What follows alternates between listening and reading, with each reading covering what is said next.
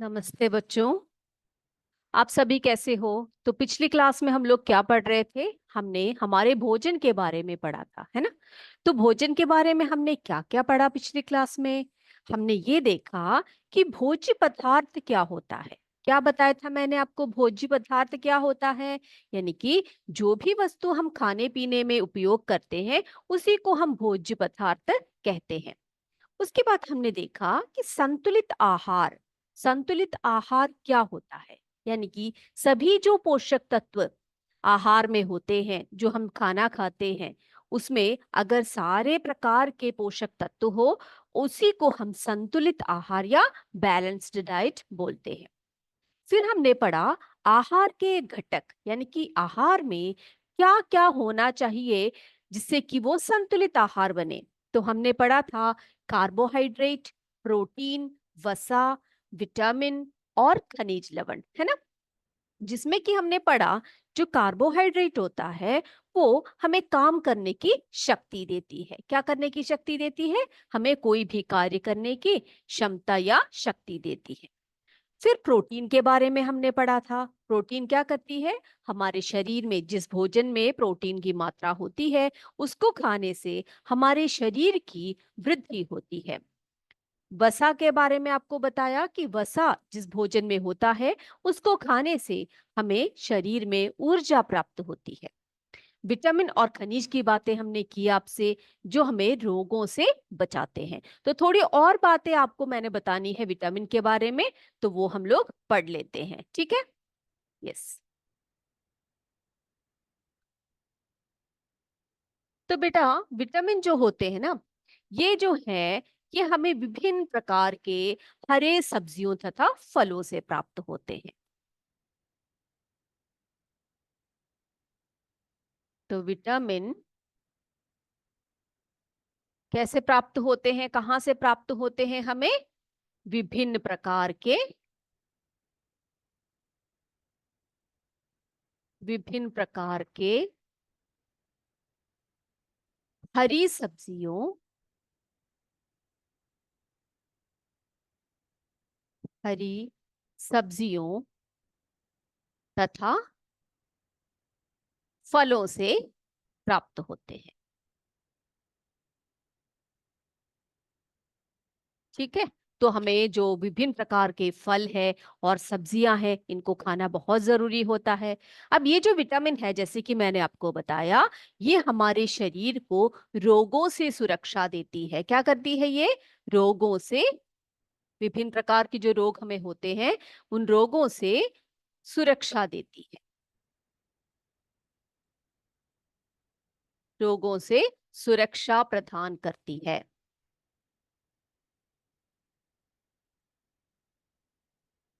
Okay, ठीक है। अब बच्चों, ये जो विटामिन होते हैं ना, ये दो प्रकार के होते हैं। आप जानना चाहते हो कौन से प्रकार हैं? विटामिन जो है दो प्रकार के होते हैं। एक ऐसे विटामिन जो वसा में घुलनशील होते हैं, यानी कि जो वसा होती है, जो फैट होती है, उसमें घुलते हैं। और दूसरे जो है जल में घुलनशील विटामिन होते हैं। ये एक अधिक जानकारी के लिए मैं आपको बता रही हूँ। ओके। तो बच्चों, दो प्रकार के विटामिन, यानी कि एक जो है, क्या क्या बताया मैंने आपको? एक प्रकार का विटामिन जो होता है वो वसा में, ठीक है, वसा में घुलनशील, वसा में घुलनशील विटामिन। ठीक है? ये कौन कौन से विटामिन होते हैं पता है आपको? ये होते हैं ए, डी, ई तथा के। आपने सुना ही होगा, है ना? सुना होगा vitamin A, vitamin D, vitamin A के, सब। तो इनके बारे में बहुत, जो आप बड़े क्लास में पहुंचोगे तो बहुत डिटेल में पढ़ोगे, इनके बारे में अच्छी तरह से पढ़ोगे। बस अभी आप ये समझ लीजिए कि कितने प्रकार के विटामिन होते हैं। ठीक है? ओके, अगला देखते हैं। अगला जो है वो है दूसरे प्रकार का जो होता है, वो क्या होता है? जल में घुलनशील। ठीक है? जल में घुलनशील विटामिन। जल में घुलनशील विटामिन। अब पता है ये कौन कौन से होते हैं जो जल में घुलनशील होते हैं? वो विटामिन होते हैं विटामिन बी और सी। ठीक है, बी और सी। तो ये बातें क्लियर हो गई मेरे बच्चों को, है ना? हमने पढ़ा कि जो विटामिन है वो विभिन्न प्रकार की हरी सब्जियों तथा फलों से प्राप्त होते हैं। ये रोगों से हमें सुरक्षा प्रदान करते हैं। वसा में घुलनशील विटामिन, जल में घुलनशील विटामिन, ये विटामिन के प्रकार होते हैं। अब जो वसा में घुलनशील विटामिन है वो कौन कौन से होते हैं? Vitamin A, vitamin D, vitamin E और विटामिन के। जो जल में घुलनशील विटामिन होते हैं वो दो प्रकार के होते हैं, बी और सी। ठीक है, तो ये बातें इन बातों की जानकारी आपको मिल गई बेटा। ठीक है, अब हम देखते हैं हमारे भोजन में एक और घटक होना चाहिए, जैसे कि रेशेदार भोजन। आपने सुना है रेशेदार भोजन? नहीं सुना ना? तो आज हम उसको भी पढ़ लेते हैं, रेशेदार भोजन, जिसे अंग्रेजी में रफेजस बोलते हैं। ठीक है, अब आप पूछोगे कि मैम ये रेशेदार भोजन कौन कौन से होते हैं? ये रेशेदार भोजन जो होते हैं ना बच्चे, ये हरी हरी सब्जियों में, फलों में, और ज्यादातर कई प्रकार के जो आटे होते हैं जिसका चोकर जो है वो उसी में रहते हैं। ठीक है, तो ऐसे सब्जियां, दाल, इन सब में क्या होता है? ताजे फलों में, हरी सब्जियों में, इन सब में क्या होता है बेटा? इन सब में बहुत ज्यादा रेशे होते हैं। ठीक है, रेशे होते हैं, और ये जो रेशे होते हैं ये हमारे लिए, हमारे शरीर के लिए बहुत बहुत इम्पोर्टेंट होते हैं। ये देखो, ये कुछ ऐसी सब्जियां हैं जिसमें कि रेशों की मात्रा, रेशे अधिक होते हैं। तो ऐसे सब्जियां खाने से हमारे शरीर में क्या मिलेगा? पोषक तत्वों के साथ साथ भोजन में रेशे की उपस्थिति भी होगी। ठीक है, अब ये रेशे हमारे लिए क्यों जरूरी है बेटा? ये हम जो रेशे हैं ये हमारे लिए बहुत अच्छे होते हैं, हमारे शरीर के लिए। ठीक है, इससे क्या होता है? रेशों से जो है हमारे भोजन में जो है, जो हम लोग खाते हैं ना, उसको पचने में, उसको पचाने में, और हमारे शरीर में जो गंदगी होती है उसको हटाने में बहुत काम आता है। ठीक, ये बात समझ में आ गई सभी बच्चों को? यस। तो देख लिया सभी ने कि कौन कौन से भोजन होते हैं जिसमें कि रेशे होते हैं, है ना? चलिए हम लिखते हैं रेशेदार भोजन।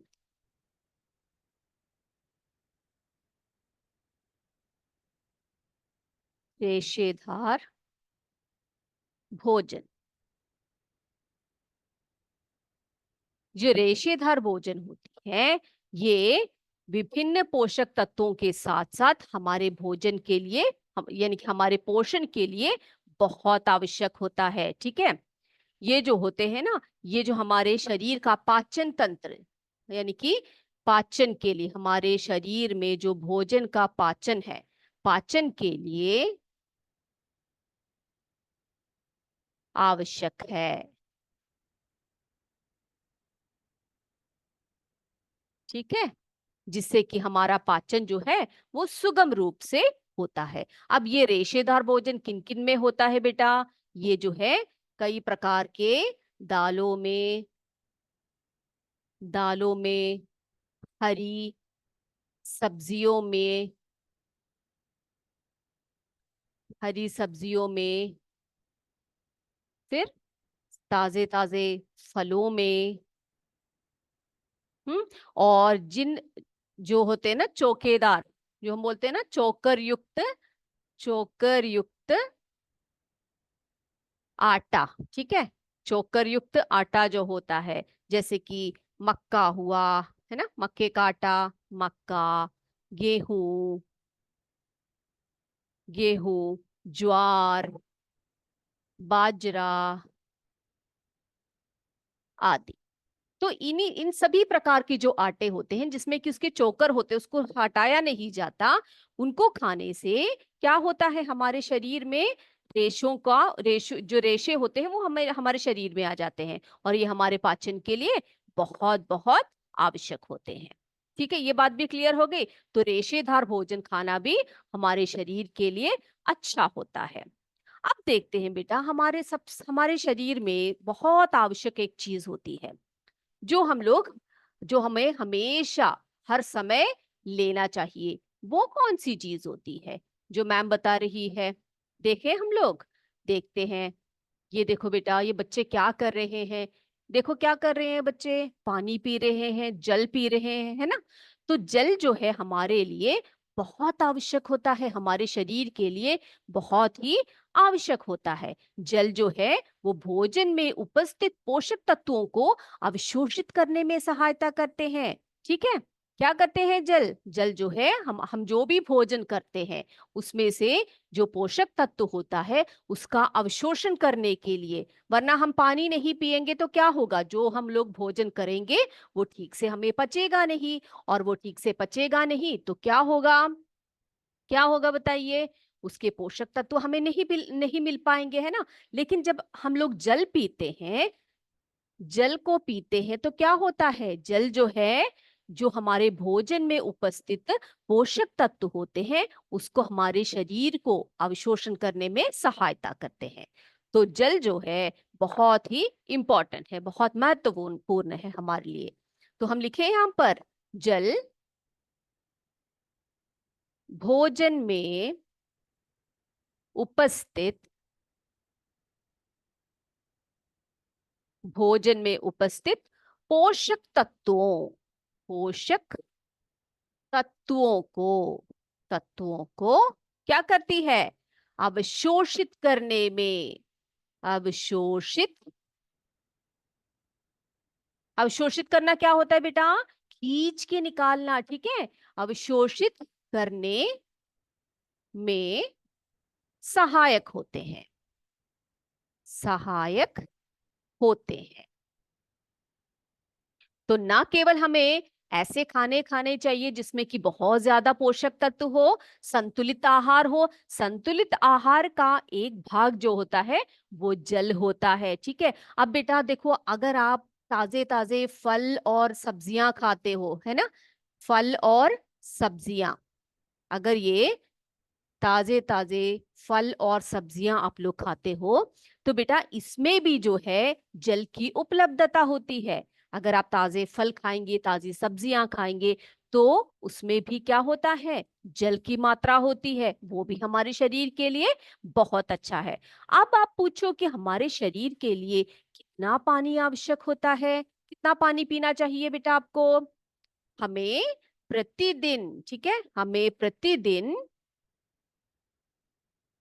आपको पता है कितने पानी पीने चाहिए?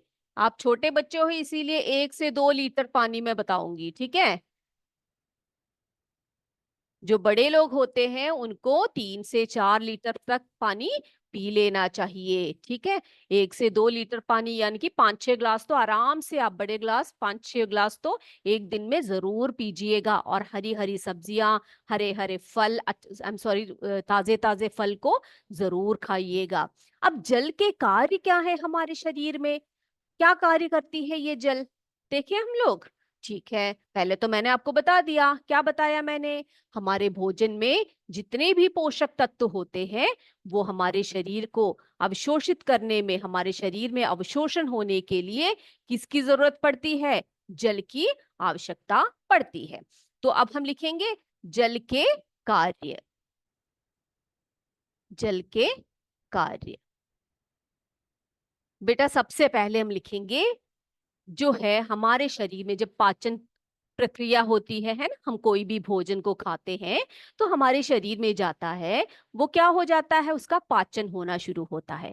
अब जब पाचन होता है उस समय पर पोषण जो है अवशोषित होता है हमारे हमारे शरीर में। तो सबसे पहला पॉइंट यही हम लिखेंगे कि पोषण का या पोषक तत्वों, पोषक तत्वों का अवशोषण, ठीक है? तो पोषक तत्वों के अवशोषण में जल की बहुत बड़ी भूमिका होती है। अब दूसरा क्या लिखे हम लोग? अब पोषक तत्व तो हमारे शरीर को मिल गए। अब हमारे शरीर में बेटा पाचन के पश्चात क्या बच जाता है? अपशिष्ट पदार्थ बच जाते हैं। उसको क्या करना होता है? हमारे शरीर से बाहर डालना होता है, बाहर फेंकना होता है ना? तो इसके लिए क्या, उसके लिए क्या चाहिए? जल की आवश्यकता होती है। तो हम लिखेंगे पाचन के पश्चात, पाचन के पश्चात यानी कि पाचन क्रिया के बाद, ठीक है, अपशिष्ट पदार्थ, हमारे शरीर में जितने भी अपशिष्ट पदार्थ होते हैं जो हमारे शरीर के लिए आवश्यक नहीं होते हैं, अगर वो हमारे शरीर में ऐसे के ऐसे पड़े रहे तो हम लोग क्या हो जाएगा, हम लोगों को, हमें बीमारी हो जाएगी, ठीक है। तो अपशिष्ट पदार्थों को क्या करती है, पानी, जल क्या करती है, शरीर से निष्कासित करती है, ठीक है, को शरीर से निष्कासित, निष्कासित करना। तो इसको करने के लिए भी हमारे शरीर में किसकी जरूरत होती है, पानी की या जल की जरूरत होती है। अब बेटा आपको पसीना तो आता होगा, है ना, आप लोग बहुत बार बाहर सब खेलते हो तो आपको पसीना आता है ना। तो ये पसीना जब आता है तो ये पसीने में क्या होता है पता है आपको, पसीने के द्वारा भी हमारे शरीर की जो दूषित पदार्थ होते हैं वो बाहर निकलते हैं। तो पसीना भी क्या है, हमारे शरीर से दूषित पदार्थों को बाहर निकालने का एक तरीका है। तो पसीना कैसे आएगा, पानी चाहिए उसके लिए हमारे शरीर में, है ना, पानी होगा तभी हमारे शरीर में पसीना होगा, मूत्र होगा, और इससे क्या होगा, हमारे शरीर की जितने भी दूषित पदार्थ है वो बाहर निकलेंगे। तो अगला हम लिखें, क्या लिखें, त्वचा के भीतर, त्वचा के भीतर के दूषित पदार्थ, दूषित पदार्थ, त्वचा के जो भीतर जो है जो भी दूषित पदार्थ होते हैं, पदार्थों को क्या करते हैं, पसीने के साथ, पसीने के साथ बाहर निकालना। ये कार्य भी कौन करता है, ये कार्य भी हमारे शरीर का जल करता है, ठीक है। अब बेटा हमारे शरीर का जो तापमान होता है ना, हमारा शरीर का तापमान अगर बहुत ज्यादा बढ़ गया तो वो भी हमारे लिए खराबी होती है, हमारे शरीर को नुकसान पहुंचाती है। और अगर हमारे शरीर का तापमान बिल्कुल कम हो गया तब भी वो हमारे शरीर को रोगग्रस्त करेंगे, है ना। तो क्या करते हैं बेटा, शरीर के तापमान को, जल क्या करती है हमारे शरीर में, शरीर के तापमान को, शरीर के तापमान को संतुलित रखती है, संतुलित रखती है। तो हमने देखा कि जल के कार्य कितने हैं हमारे शरीर में, हमारे शरीर में जो जल है वो क्या क्या कार्य करती है, हमें जल क्यों पीना चाहिए। मैंने आपको बताया कि हमें जो है दिन में कम से कम 5 से 6 गिलास पानी तो जरूर पी लेना चाहिए। तो देखो जल के कार्य कितने हैं हमारे शरीर में, क्या क्या लिखा मैंने, पोषक तत्वों का अवशोषण करना, जो भी हम लोग खाना खाते हैं, भोजन करते हैं, उसमें से अगर हमारे शरीर को पोषक तत्व चाहिए तो अगर जल होगा हमारे शरीर में तभी क्या होगा, इन पोषक तत्वों का अवशोषण हो पाएगा, है ना। और दूसरा देखो, पाचन के पश्चात, अब पाचन तो हो गया हमारे शरीर में, पाचन होने के बाद क्या हुआ, हमारे जो शरीर में है बहुत सारा कचरा या अपशिष्ट बाकी होता है ना। जैसे कि आपकी मम्मी भोजन बनाती है किचन में, तो जो अच्छी अच्छी चीजें होती हैं वे ले लेती है ना, उसके बाद खाना बनाती है और क्या करती है, जो अपशिष्ट पदार्थ होते हैं उसको क्या करती है, उनको निष्कासित कर देती है ना। तो इसी प्रकार पाचन के पश्चात जितने भी पोषक तत्व होते हैं हमारे शरीर को खींच लेते हैं वे, और क्या करते हैं, जो बाकी जो अपशिष्ट पदार्थ होते हैं वो हमारे शरीर से निष्कासित करते हैं। अब अगला देखो, त्वचा के भीतर के जो दूषित पदार्थ होते हैं, जो भी हमारे त्वचा के ऊपर दूषित भीतर जो है जितने भी दूषित पदार्थ होते हैं वो पसीने के रूप में हमारे शरीर से बाहर आता है। तो उसके लिए भी क्या चाहिए, उसके लिए भी हमारे शरीर में जल की आवश्यकता होनी चाहिए। और हमारे तापमान के बारे में भी बताया, हमारे शरीर का जो तापमान होता है वो भी कैसा होना चाहिए, वो भी जो है संतुलित होना चाहिए, है ना। नहीं तो क्या होगा, हमारे शरीर में विभिन्न प्रकार के रोग जो है आ जाएंगे। तो इतनी बातें मेरे बच्चों को क्लियर हो गई। आज हमने क्या क्या पढ़ा, क्या पढ़ा हमने? रेशेदार भोजन हमारे लिए क्यों जरूरी है और जल हमारे लिए क्यों जरूरी है। अब बेटा कुछ ऐसे भोज्य पदार्थ होते हैं जिन्हें हम क्या करते हैं? कच्चे खाते हैं, और कुछ भोज्य पदार्थ ऐसे होते हैं जिन्हें हम पका कर खाते हैं, है ना। अब भोजन को पकाने से, भोजन भोजन को पकाना, ठीक है। अब भोजन को पकाने से क्या होता है बेटा? जो भोज्य पदार्थ होते हैं वो मुलायम होते हैं, और उसको चबाने में आसानी होती है, और उसका स्वाद भी अच्छा होता है ना। तो जो कुछ खाने के जो पदार्थ होते हैं वो उसे हम कच्चा ही खा जाते हैं, जैसे कि कुछ फल हुए, सब्जियां हुई, इन सबको क्या कर सकते हैं हम लोग? कच्चा खा सकते हैं। लेकिन कुछ ऐसे भोज्य पदार्थ होते हैं जिन्हें हम पका कर खाते हैं, जैसे कि अनाज, है ना। अनाज, दालें, हम इनको कच्चा नहीं खाते, है ना। दालें और सब्जियां, और जो है कुछ सब्जियां भी होती हैं जिसे हम क्या करते हैं बच्चे? जिसे हम पकाकर खाते हैं, ठीक है। अब पकाने से क्या होता है? पकाने से मैंने आपको बताया कि जो है चीजें मुलायम हो जाती है, यानी कि भोज्य पदार्थ जो है वो मुलायम हो जाती है, मुलायम हो जाती है।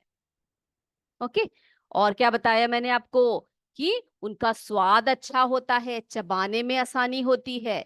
चबाने में, आप सोचो जरा, ये जो दालें हैं, अनाज है और जो सब्जियां हैं कई, इनको हम लोग कच्चा नहीं चबा सकते, है ना। बहुत मुश्किल होती है इसको चबाने में, और वो भी नहीं, इनको ऐसे ही कच्चा खाने से हमारे पेट में दर्द होता है और अन्य जो है बीमारियां भी हमें हो सकती है। तो क्या होता है बेटा? चबाने में आसानी होती है। और क्या बताया मैंने? और जो है स्वाद बढ़ता है, जब हम भोजन को पकाते हैं तो उसका स्वाद अच्छा होता है, स्वाद अच्छा होता है, ठीक है। तो इसीलिए हमें ऐसे भोज्य पदार्थ भी खाने चाहिए जो कच्चे खा सकते हैं, और ऐसे पदार्थ भी खाने चाहिए जिन्हें हम पका कर खाए, जिससे कि वो खाने में आसानी हो, उसे चबाने में आसानी हो, वो चीजें मुलायम हो जाए और उसका स्वाद भी अच्छा रहे। ओके बेटा, अब हम कुछ ऐसी अच्छी आदतें आपको बताएंगे। आप सबको पता होगा, लेकिन फिर भी हम जो है कुछ बातें आपको बताएंगे जो ध्यान रखनी है आपने, ठीक है। खाए मगर ध्यान से, खाए मगर ध्यान से। ओके। तो आपको कैसे खाना खाना चाहिए, क्या करना चाहिए, कैसे कैसे भोजन को आपने खाना है, क्या करना है, कुछ ऐसी आदतें हैं जो आपने सीखनी है। तो बेटा हम देखते हैं, जो हमारा भोजन होता है उसको हम लोग खुला कभी नहीं छोड़ते हैं, ठीक है। उसको क्या नहीं करते हम लोग? भोजन को कभी भी खुला नहीं रखना चाहिए। भोजन को क्या करना चाहिए? हमेशा ढककर रखना चाहिए। क्या करना चाहिए? भोजन को ढककर रखना चाहिए। खुले रखने से क्या होगा? बताइए, खुले रखने से क्या होगा? खुले रखने से जो भोजन है हमारा, उसमें मक्खियां आ जाएंगी, और वो खाना जो है हमारे भक्ष्य योग्य नहीं रहेगा, है ना। आप देख सकते हो यहाँ पर क्या करना चाहिए हमें?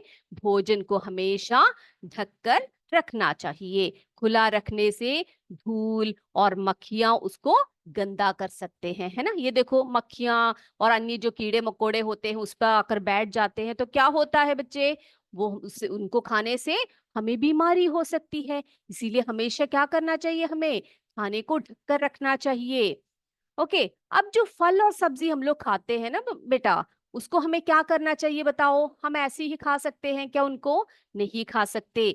फल और सब्जियों पर धूल हो सकते हैं, उनमें कई प्रकार के जो है दवाइयों का छिड़काव भी करते हैं कई कई बार किसान लोग, है ना। तो इसीलिए हमें क्या करना चाहिए? फल और सब्जियों को हमेशा क्या करना चाहिए? धोने के बाद ही प्रयोग करना चाहिए। उसको साफ पानी में क्या करेंगे हम लोग? धोएंगे। उसको साफ पानी से धोने के बाद, है ना, आपकी मम्मी करती होगी घर में, आपने देखा होगा कि क्या कर रही है आपकी माँ, कि जब भी वो सब्जी बनाती है सबसे पहले क्या करती है, उनको अच्छी तरह से धो लेती है, उसके बाद ही वो भोजन को पकाती है।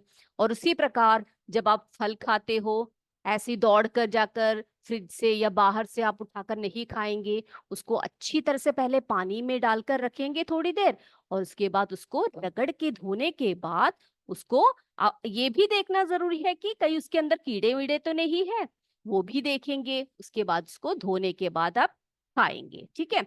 और जो है जैसे मैंने आपको बताया, कई कई कई बार क्या होता है, बाजारों में जो है फल जो होते हैं ऐसे कटे हुए रखे होते हैं, तो आपने क्या करना है, उन कटे हुए फलों को नहीं खाना चाहिए, ठीक है।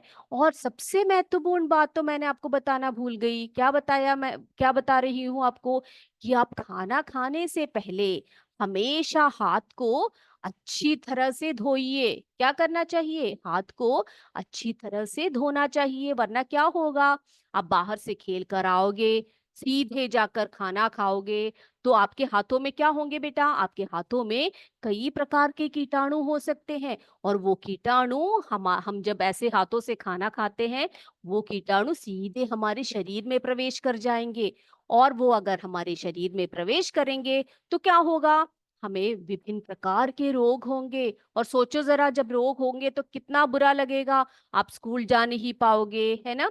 फिर क्या होगा, आप बीमार पड़े रहोगे, आपको कुछ खाना अच्छा नहीं लगेगा, पीना अच्छा नहीं लगेगा, आपको सबसे बड़ी चिढ़ होगी। फिर आपकी माँ मम्मी पापा आपको डॉक्टर के पास ले जाएंगे, दवाइयां पीनी पड़ेंगी कड़वी कड़वी, है ना। और कई कई बार तो सुइयां भी लगानी पड़ती है, तो बहुत बुरा होगा हमारे साथ, है ना बेटा। तो आपको क्या करना चाहिए, हमेशा खाना खाने से पहले हाथों की सफाई करनी चाहिए। जिन बच्चों के नाखून बड़े बड़े होते हैं, जिसके अंदर गंदगी फंस जाती है, नाखूनों को काट के रखना चाहिए। फिर क्या बताया, सब्जियां और फलों को धोकर ही उनका प्रयोग करें। खाना जो है उनको ढक कर रखे, खुले में कभी भी, खुला हुआ खाना कभी नहीं खाना चाहिए, क्योंकि खुले हुए खाने खाने में क्या होता है बेटा, मक्खियां होती है, कई प्रकार के कीटाणु आ जाते हैं, धूल पड़ जाते हैं, और इनसे भी हम लोग बीमार पड़ सकते हैं। तो मेरे बच्चों को इतनी बातें समझ में आई जो जो आज हमने पढ़ाया है ना।